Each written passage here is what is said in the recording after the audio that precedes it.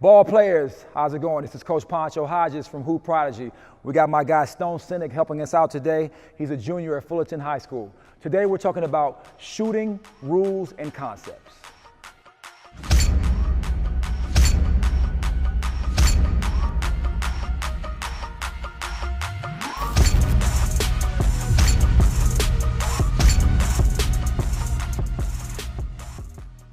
What's up, guys? We're going to talk about the general rules of shooting and concepts.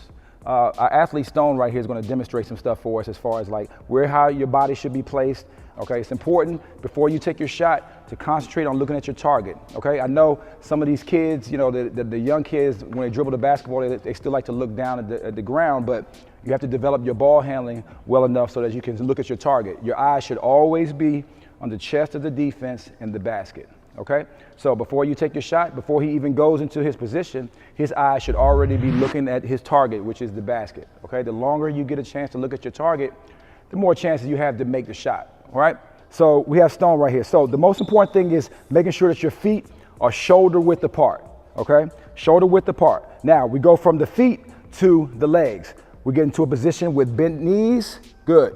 Okay, once we have our knees bent, now the other important thing is making sure that we have balance. In order to have balance, you have to make sure that you have your butt down and your chest up, okay?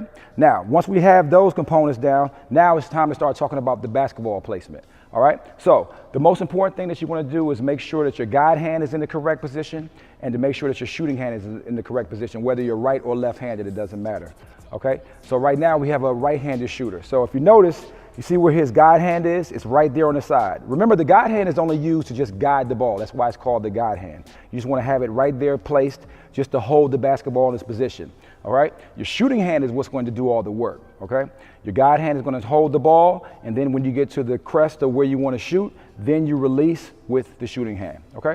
So we have the guide hand here. Now, if you notice also his shooting hand, you see where his shooting hand is? He has his palms open, his fingers spread wide, and his wrist is ready to flex once he goes up. So let's go from this point to here. So now watch, second point, good. So now we see his guide hand is still placed right here. We see that his shooting hand is right there. The cup is right here, is ready, okay?